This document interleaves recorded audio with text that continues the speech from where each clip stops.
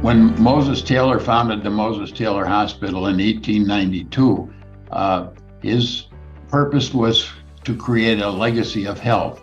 And that followed over to the Moses Taylor Foundation when the hospital was sold in 2011 to the community health system.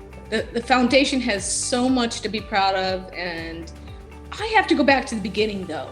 I think that we took the time as a group of individuals who are very hospital-based to begin with and really thought about the community. We were very thoughtful and creative and fiscally responsible putting together the foundation. We spent time looking at its mission, vision, values.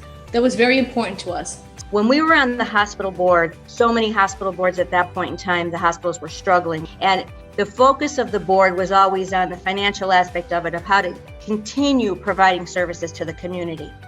When we transitioned to the foundation board, now we were in a position to say, we have resources. Now we can look to the community. And what we did was it opened a whole perspective as to what our community is. It was a perspective from resource gathering to resource distribution and really being able to listen to your constituents. Two particular projects of which I'm extremely proud are, number one, the contribution that we made to Scranton Counseling Center. Number two, the contribution we made to the Women's Health Center in Honesdale, Wayne County.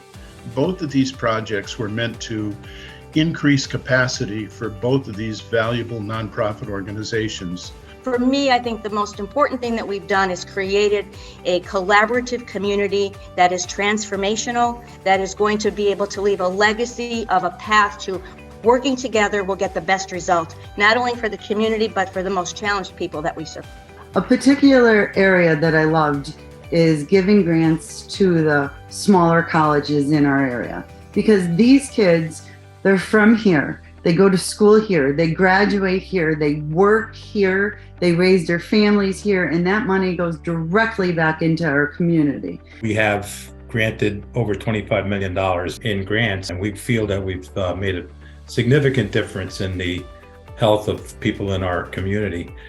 I believe that my service on the board has included an exposure to certain human service and nonprofit agencies of which I was not aware prior to my service on the board, and agencies which definitely demonstrate a need for funding and a need for service in the communities in the 11 county region in which we serve. But I went to a site visit that the DA's office was asking us for money for a grant for the Dunmore School District. How many kids were low income there, and how many kids lived with grandparents and were separated from their parents and, being raised by someone else. It was very, very shocking to me to think wait, this is going on in my backyard. This is where my kids go to school. We've gone out and identified on our own some critical needs that exist. I'm speaking specifically of school health care and the isolation that our elderly friends and neighbors experience. We've done a very fair and even-handed job with that, and our staff has been committed to it, and I think we've made an incredible impression on our community. What I did not realize is the breadth of people and organizations that are dedicated and devote their lives to helping people that are the most vulnerable and that are in dire need of their services. I've also learned how important it is that we collaborate with other providers and how much greater an impact we can have when we do that. So my perspective on the community has been greatly enhanced by working with this foundation. We were able to reach out to so many different diverse groups, and the positivity out there in that community, in the nonprofit world, is just phenomenal. Advancing the legacy of health is our ability to get out there in the community, to network, to collaborate, and to get a delivery system which is going to reach the population that we need to reach, the challenged and people that we need to serve, and the communities that we need to. And that would include capacity building, that would include educational opportunities, as well as providing resources to the community to allow them to access the services that they need. There are needs, there are people in our community who are simply not being identified, are not being led forth, so to speak, to ask for help.